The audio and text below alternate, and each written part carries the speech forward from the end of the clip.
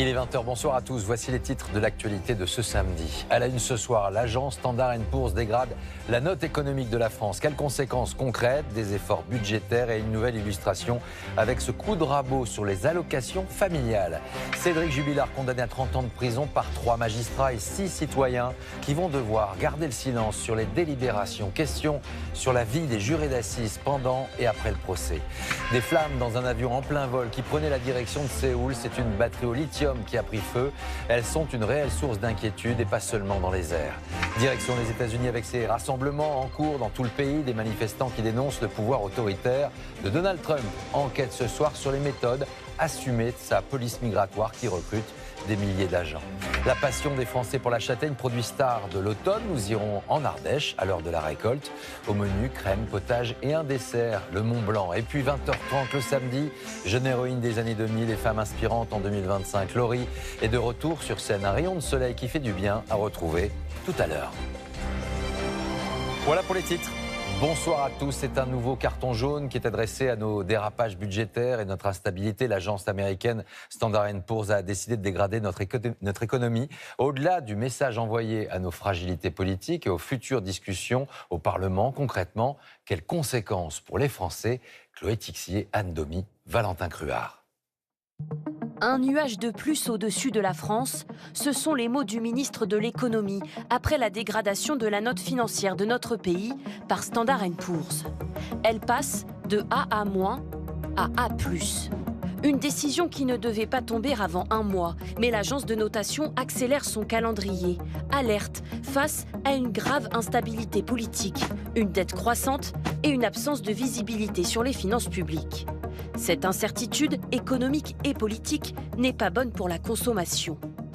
Katouska Gendreau, elle, a décidé de reporter l'achat d'un nouveau véhicule. La voiture est très très chère. Même en occasion, c'est impossible d'acheter une voiture aujourd'hui. On s'est reporté sur une voiture de location. Une baisse de la consommation qui se ressent en magasin. Depuis la rentrée, Annie Boukowska a bien du mal à écouler ses paires de chaussettes, même en faisant des promotions. Le panier moyen, il est moins important qu'il y a un certain temps. Les gens ils sont plus inquiets et il est de 20, en ce moment il y a 25 €, avant c'était à 50 à peu près.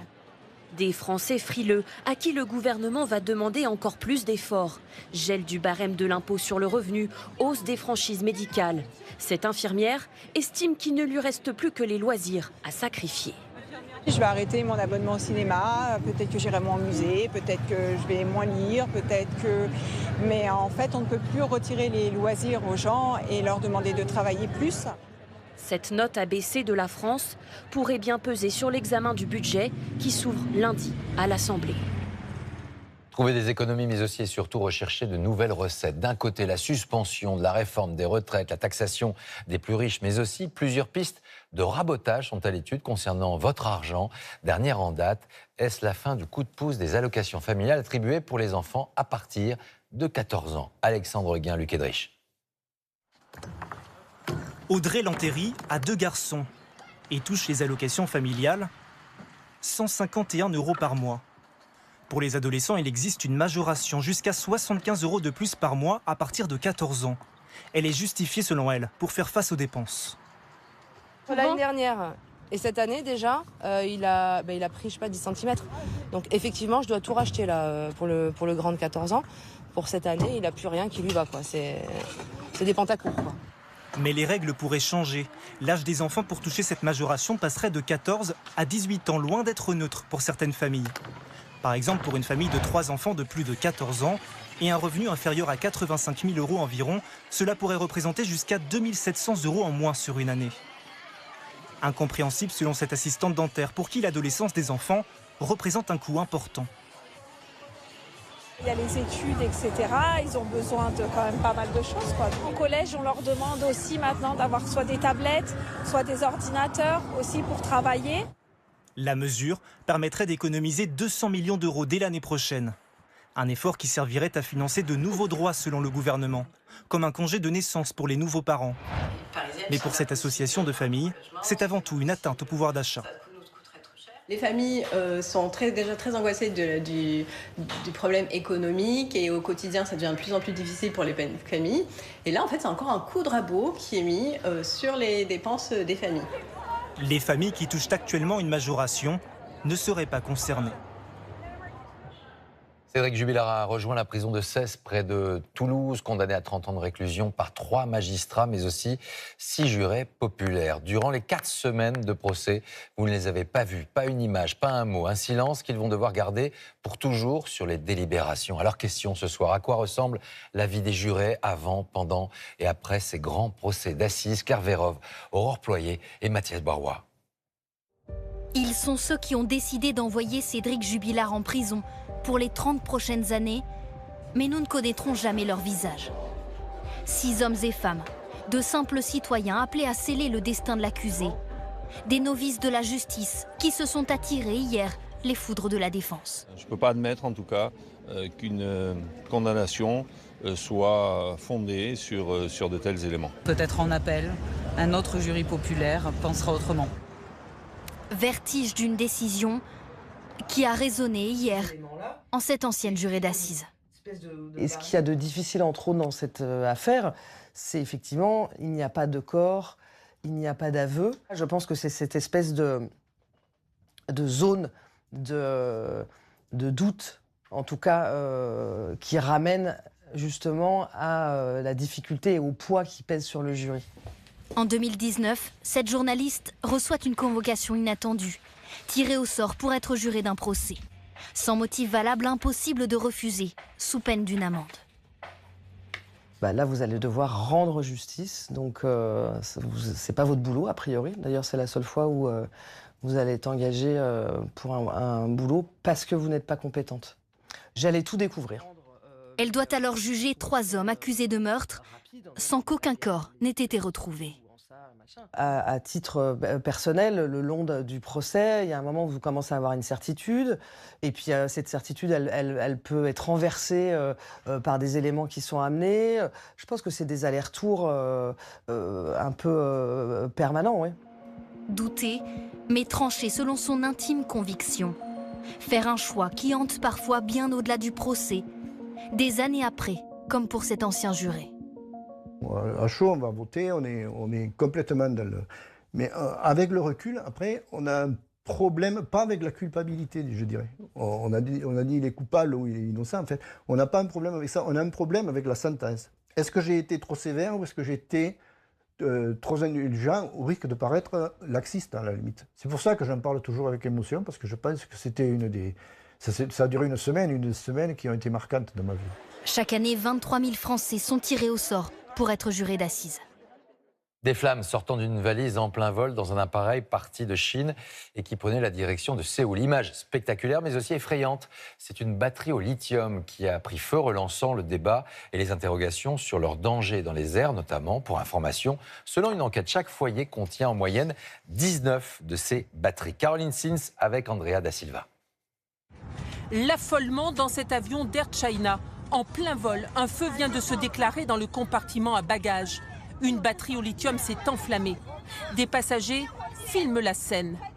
L'équipage intervient aussitôt pour éteindre l'incendie. Le drame est évité. En août dernier, à bord d'un vol Rio-Amsterdam, cette fumée noire réveille les passagers. Une batterie de téléphone a pris feu. L'hôtesse, coiffée d'un masque spécial, va éteindre l'incendie. Autre scène de panique dans ce vol qui survole la Suisse il y a 2 ans. Cette fois, c'est la batterie d'une cigarette électronique qui s'est enflammée. Cet été, 2 autres incendies de batterie ont eu lieu dans des avions. Des incidents fréquents, 2 par semaine aux États-Unis. Alors tous les équipages, comme ceux d'Air France, sont formés à intervenir. Un incendie qui va se propager, c'est réellement quelque chose qui est très craint. Donc à bord de l'appareil, les équipages vont avoir par exemple des gants ignifugés qui permettent de prendre n'importe quelle batterie. Ils vont mettre ça dans des sacs étanches dans lesquels ils vont pouvoir déclencher un extincteur et ensuite c'est hermétique et donc ça va permettre de contenir toute cette chaleur et d'éteindre l'incendie. Par mesure de précaution, les batteries au lithium sont interdites en soute car les incendies sont plus difficiles à maîtriser. En vol, les passagers doivent être attentifs à la surchauffe d'une batterie de téléphone ou d'ordinateur. Pour éviter tout risque d'incendie comme hier, certaines compagnies ont carrément interdit la recharge de batterie à bord. Ils avaient fait des églises de la Somme, de la Marne, du Nord leur cible. 3 hommes ont été interpellés. 2 d'entre eux sont soupçonnés d'avoir cambriolé une vingtaine d'édifices religieux, des calices, des ciboires et des reliques qui sont devenus très convoités par des trafiquants et des receleurs. Depuis le début de l'année, 538 vols d'objets liturgiques ont déjà été signalés. C'est l'enquête de ce soir. Sada Souban avec Alexandre Garde et Océane Labalette. À l'arrière de cette église, une grille démontée. C'est par ici qu'un voleur s'est introduit dans le lieu de culte pour y dérober un calice et un ciboire, un vase dans lequel sont rangées les hosties. C'est un objet donc, qui a parfois 200 ans. Celui-ci, c'est une reproduction de ce qui a été volé ici. Donc, ce qui intéresse donc, le voleur, c'est ces métaux, soit en argent ou soit en vermeil. Dans la région, entre juin et octobre 2025, une trentaine de vols similaires ont été recensés. Une large enquête est lancée et il y a quelques jours, les gendarmes découvrent ce butin. Des dizaines d'objets aux mains d'un réseau structuré. Cette enquête a permis l'identification de 2 auteurs présumés des vols et tentatives de vol, d'un receleur et du circuit d'écoulement des objets. Le phénomène est national. En Ille-et-Vilaine, un voleur a découpé à la meuleuse la boîte contenant les dons des fidèles.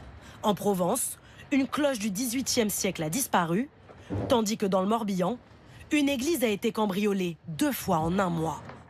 Selon le ministère de l'Intérieur, en 2025, 538 vols ont été déplorés. C'est 11% de plus par rapport à l'an dernier. Une hausse liée au circuit de revente, très nombreux selon ce gendarme spécialisé. Les objets de culte qui sont dérobés peuvent être revendus soit par les sites de vente en ligne de grand public. Ils peuvent être aussi écoulés sur des brocantes ou auprès des antiquaires. Et pour contrer cet écoulement des objets dérobés, il y a des opérations de contrôle qui sont réalisées. Sur les sites de brocante, des milliers d'objets religieux sont en effet proposés à la vente.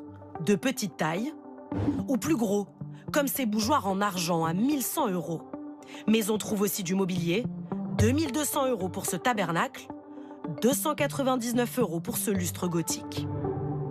Pour tracer ces objets, les autorités recommandent au diocèse de dresser l'inventaire précis de leurs biens afin de les retrouver en cas de vol et de revente. C'était au départ une affaire qui se résumait à la disparition du fondateur d'une grande marque de prêt-à-porter en décembre 2024. Isaac Andic, créateur du groupe espagnol Mango, trouvait la mort au cours d'une randonnée en montagne. Une chute de 100 mètres qui aujourd'hui intrigue beaucoup les enquêteurs. Ce jour-là, il n'y avait qu'un seul témoin, son fils, Stéphanie Pérez. Il avait été honoré par le roi d'Espagne en personne. Il côtoyait la reine Laetitia qui portait certaines de ses créations. Et sur les podiums, les top modèles comme Kate Moss prenaient volontiers la pose avec lui. Isaac Andic, le fondateur de la marque Mango, l'homme le plus riche de Catalogne, la 5e fortune d'Espagne.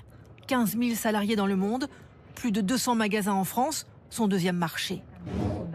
Et si l'accident de randonnée qui lui a coûté la vie était un meurtre? Les médias espagnols s'interrogent et la police aussi. Il y a presque 1 an, Isaac Andic, 71 ans, fait une chute mortelle d'1 centaine de mètres dans ces montagnes catalanes. Seul témoin, son fils aîné, Jonathan, avec qui il marche. À l'époque, la piste accidentelle est retenue. Le monde espagnol des affaires pleure alors un homme visionnaire. Pour moi, c'est un grand malheur. Nous avons perdu un des grands patrons de Catalogne.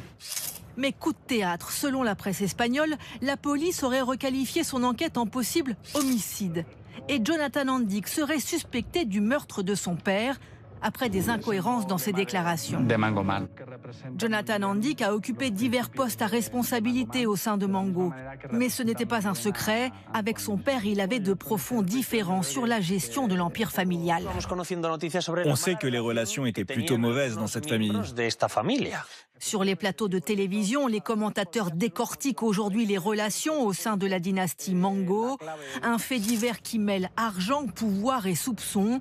De quoi passionner l'Espagne dans l'attente des conclusions de l'enquête. Direction les États-Unis avec ce soir ces images de rassemblement à travers une grande partie du pays, ici à New York, dans le quartier de Times Square. Donald Trump, certes auréolé de ses victoires diplomatiques, doit faire face à une nouvelle fronde de l'opposition qui l'accuse d'une dérive autoritaire. Et les critiques notamment se concentrent sur la radicalité et la violence assumée de sa police de l'immigration. ICE qui se retrouve comparé à des chasseurs de primes du Far West. C'est le grand format de ce soir. Diane Schlinger, Zeynep Bougzou. Un livreur face à ICE, la police de l'immigration. Les agents lui courent après dans les rues de Chicago. Il slalome et d'un coup de pédale parvient à leur filer entre les doigts. Cette vidéo est devenue virale comme l'un des rares exemples où ICE a laissé échapper sa proie. Car sous les ordres de Donald Trump, la chasse à l'homme, ou plutôt aux hommes, est ouverte. Qu'importe le casier judiciaire, toute personne en situation irrégulière est traquée pour être expulsée, quelle que soit l'heure ou le lieu. Quand nous arrivons sur ce parking à Chicago, une descente vient tout juste de se produire. C'était le chaos, ça s'est passé en à peine quelques secondes. Ils ont essayé de fuir, mais ils ont tous été attrapés. Alors qu'ils s'apprêtaient à aller travailler, 20 migrants ont été emmenés malgré les protestations des riverains. Des interventions éclairent sur les lieux de travail. Cet employé de supermarché est mis à terre, menotté par des agents en civil. De nombreux livreurs sans papier ont été arrêtés en pleine rue, en pleine course. Alors à Washington, les rares que nous rencontrons se font discrets. On a la peur au ventre parce qu'à n'importe quel moment, ils peuvent nous attraper. Cette Vénézuélienne est entrée légalement aux États-Unis il y a 3 ans. Mais Donald Trump a annulé son visa, comme tant d'autres. Je ne devrais pas avoir à courir car je ne suis pas une délinquante. Mais bon, je veux éviter les problèmes, alors oui, je fais demi-tour dès que je vois la police de l'immigration sur ma route. Le virage est politique. La Maison-Blanche elle-même publie ce montage vidéo où la traque des illégaux est décrite comme un jeu. Les migrants comparés à des Pokémon. Alors quand la police de l'immigration débarque, c'est le sauve qui peut. Sur ces images, on voit un homme s'enfermer en catastrophe chez lui. La police a ses trousses. Quand ils ont essayé de forcer la porte, je me suis mis comme ça, pour la bloquer de tout mon poids. Ma femme est tellement anxieuse qu'elle n'arrive plus à dormir. Certains ne sortent plus que pour emmener leurs enfants à l'école. Mais là encore, ICE les attend. Papa, il y a la police. Cet homme est marié avec une Américaine et en pleine démarche pour obtenir la carte de résident permanent. L'agent enfonce la vitre à coups de canif. Je sors. Parce que son visa a expiré, l'homme est arrêté. À Washington, devant cette école, des agents ont été repérés à plusieurs reprises en train de patrouiller. Alors les parents en situation illégale n'osent plus accompagner leurs enfants jusqu'au portail. J'ai peur, je regarde un peu partout dans la rue autour de moi. Mes enfants aussi sont effrayés pour moi. À chaque fois que je les laisse partir, ils me disent « Fais attention à toi, maman ». La solidarité s'organise. Des bénévoles se relaient pour escorter ces enfants jusqu'en classe. On veut vraiment faire quelque chose pour les aider. Ce ne sont pas les valeurs de l'Amérique. Nous sommes une nation d'immigrés.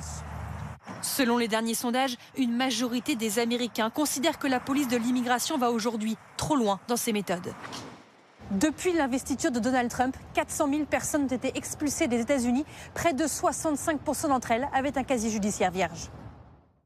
À la une de la presse britannique aujourd'hui, l'annonce du prince Andrew qui renonce à son titre royal. Le frère du roi Charles III est empêtré dans de multiples scandales. Dernière en date, une affaire d'espionnage avec la Chine, mais c'est essentiellement les accusations d'agression sexuelle et son lien avec Jeffrey Epstein qui précipite cette disgrâce. Paul-Luc Monnier, Charline Madini.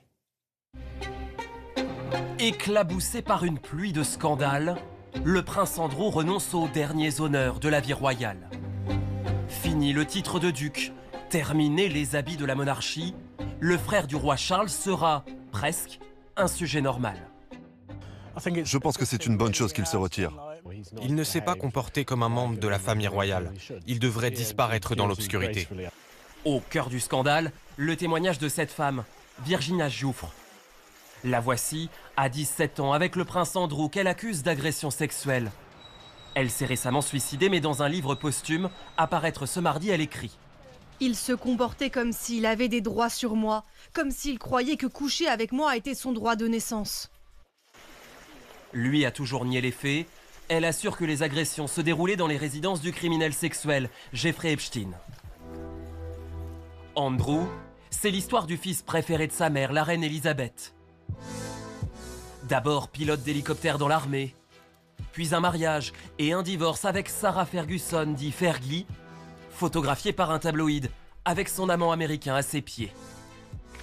Plus récemment, le prince Andrew avait été épinglé pour sa proximité avec cet homme d'affaires chinois, accusé d'espionnage par les services secrets britanniques. Il met la famille royale dans une situation de faiblesse. Il est vraiment la brebis galeuse de la famille royale et donc désormais il devient le paria. Selon la presse britannique, le renoncement d'Andrew aurait été largement influencé par deux hommes, le prince William et le roi Charles, le roi qui se dit satisfait de cette décision. L'exportation de bovins français bloquée pour les 17 prochains jours. Pourquoi cette décision et pourquoi ce délai? Plusieurs foyers de contamination à la dermatose sont à l'origine de cette annonce. Colère de la FNSEA et certains syndicats réclament la vaccination de tous les troupeaux. 800 000 doses à ce jour auraient été commandées. Le cheptel français représente près de 16 millions de bêtes. Anne-Christine Roth, Amaël Brignoli avec Pierre-Jean Perrin. Dans les Hautes-Alpes, des veaux prêts à être engraissés. Mais coup de massue, Jérémy Nebon ne pourra pas les exporter vers l'Italie comme prévu la semaine prochaine. On pourrait les partir la semaine prochaine ou même demain si on voulait. Mais voilà, à l'heure actuelle, à cause de la situation sanitaire en France, ils sont bloqués chez nous. Une suspension des exportations de bovins pendant 2 semaines à cause de la dermatose nodulaire. Mais elle tombe au plus mal pour l'éleveur, en plein pic des ventes vers l'Italie et l'Espagne. On a peur que ce soit plus que 15 jours, on a peur qu'il y ait d'autres cas qui se déclarent en France, on a peur que la maladie arrive, on est dans une incertitude, on ne sait pas du tout où on va. Ici, aucun troupeau n'a été touché par la maladie. Le foyer le plus proche se trouve à des centaines de kilomètres. Et pourtant, le département, comme toute la France, est concerné par ces restrictions. On paye alors qu'on est indemne pour l'instant, mais voilà, aujourd'hui, à l'échelle nationale, on est bloqué. Alors que nous, on n'est pas impactés. Principe de précaution selon le ministère de l'Agriculture, car la dermatose nodulaire gagne du terrain. Ces dernières semaines, des foyers ont été détectés dans des régions jusque-là épargnées. 3 dans le Jura, 3 dans l'Ain, 1 dans le Rhône et 3 dans les Pyrénées-Orientales. Voilà, allez, bouge pas, c'est bon. Cet éleveur lorrain lui redoute des répercussions sur les prix au moment de la reprise des transactions. On sait qu'il va y avoir trop de veaux sur une seule date. Donc le risque, c'est qu'il y ait une baisse des prix et qu'il y ait une pression, comme il y a beaucoup de veaux, que les marchands disent bah, celui-là, je vais le prendre, celui-là, je ne le prends pas. Ou si je le prends, mais alors je baisse le prix. Les exportations devraient reprendre en principe à partir du 4 novembre. En 2024, la France a vendu plus d'1 300 000 veaux à ses voisins.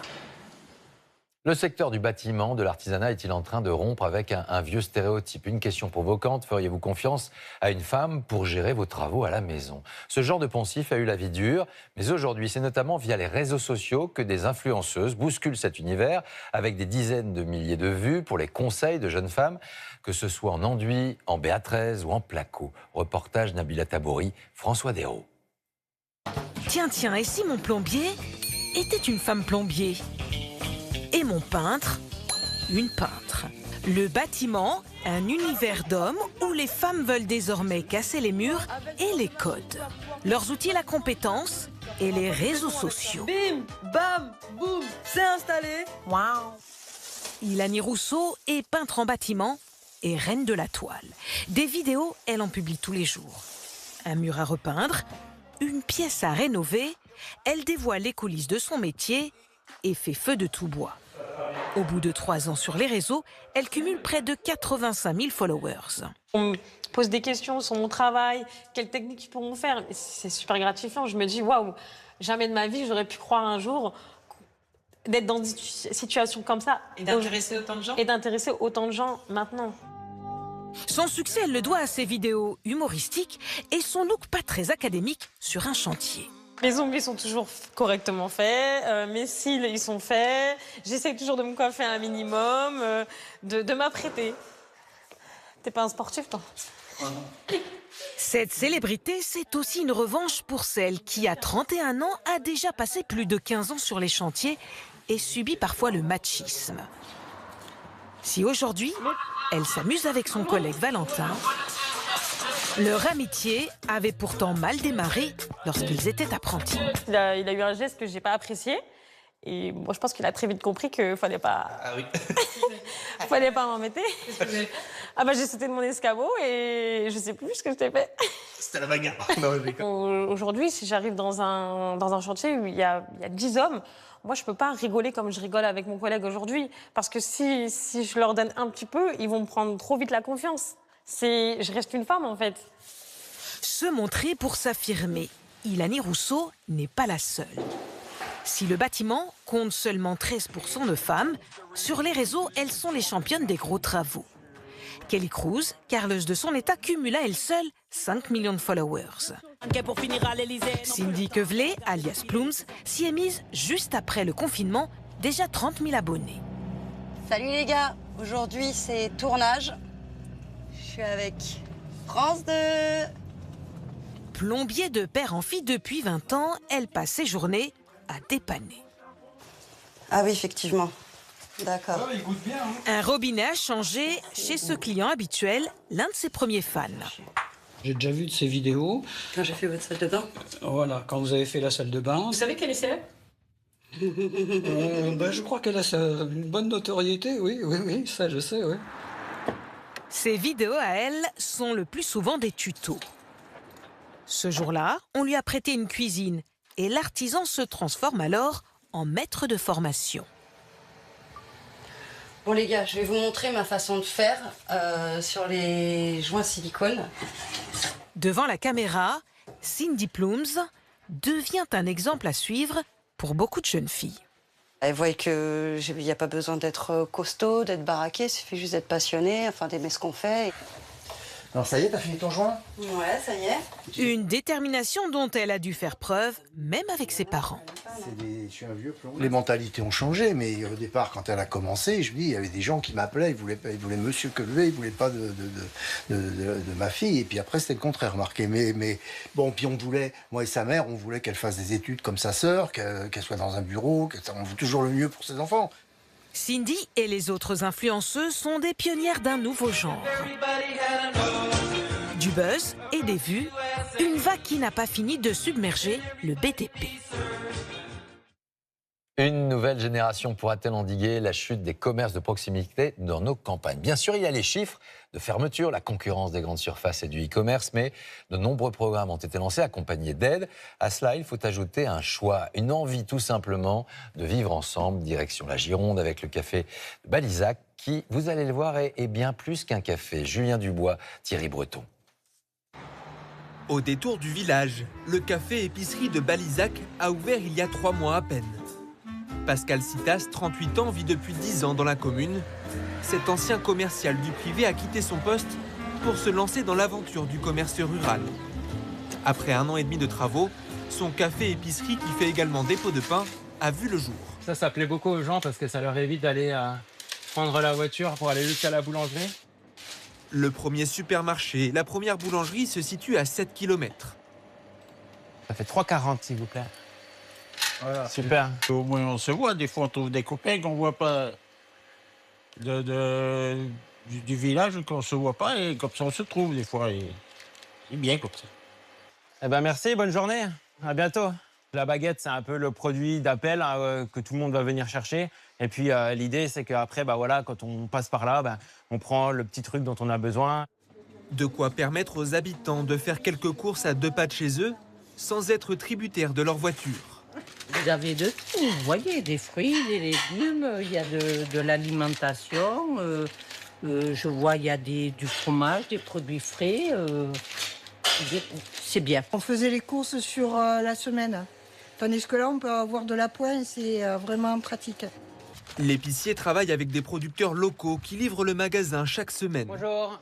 Comme Catherine Bout, Super, qui fait du merci. fromage de chèvre dans la commune voisine. Qu'est-ce qu'on a de beau alors aujourd'hui? Là, on a les crémeux qui ont une semaine, les cendrés qui ont une semaine aussi, et ceux-là qui ont une dizaine de jours. Ça permet de faire plus de ventes pour moi parce que je peux pas à la fois produire et à la fois accueillir le public. Donc c'est très bien d'avoir des points de vente de ce type-là, et puis c'est faire marcher une économie locale.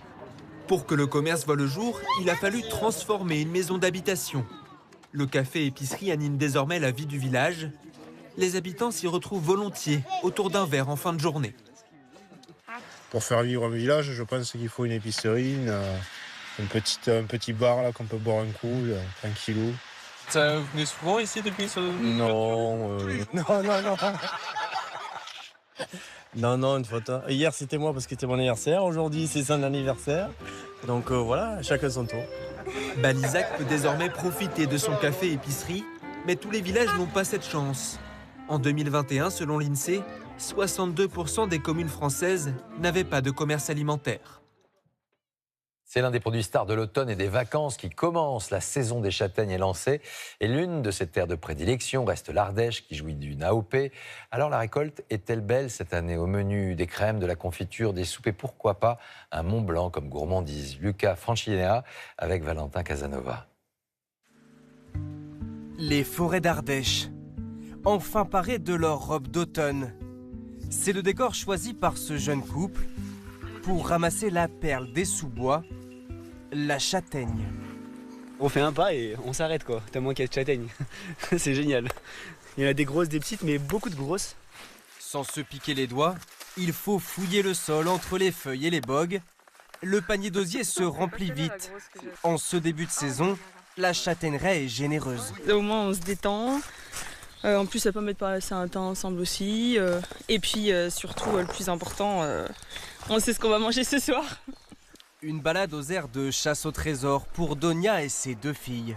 L'automne, les fêtes et surtout c'est le début des vacances donc avec le beau temps c'est encore mieux quoi. Mais avant de la déguster, il faut la transformer. Dans le nord des monts d'Ardèche, Aurélien Grange a fait de la châtaigne son métier. Première étape après la récolte, un tri par flottaison. Les mauvaises finissent par remonter à la surface. Ça, c'est les bonnes châtaignes qu'on coulé. On va les essuyer pour pouvoir les éplucher pour faire de la crème de châtaigne. Une fois sortis de l'eau, les flammes d'un chalumeau décortiquent les billes brunes. En 2 mois, 60 tonnes de châtaignes sont cuites, broyées puis mélangées dans ces cuves pour fabriquer au total 70 000 pots de crème de châtaigne. On est tous fiers de travailler avec ce fruit emblématique de l'Ardèche. Un emblème local qui s'invite à la table de ce chef étoilé avec les enfants et dans les pâtisseries de Cyril Lignac. Dans ce petit village ardéchois, la châtaigne a poussé les portes de ce restaurant. Benjamin Crouzet et son épouse proposent une cuisine 100% végétale. Au menu, la moitié des plats en contiennent. Que ce soit en salé, en sucré, en croquant, en sauté, en grillé, voilà, il y a plein de possibilités avec la châtaigne.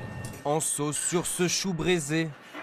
Au sommet de ce Mont Blanc revisité et même en amuse-bouche. Nous vous proposons ce soir une bols de pois chiches au paprika fumé, un gras de châtaigne.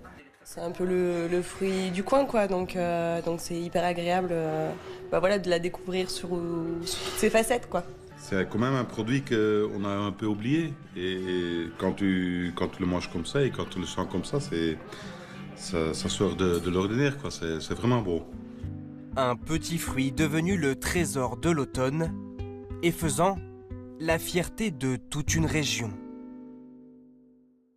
Reportage Luca Franchino. C'est une jeune héroïne des années 2000. Laurie, devenue femme inspirante, fait son retour sur scène. C'est le portrait de ce soir.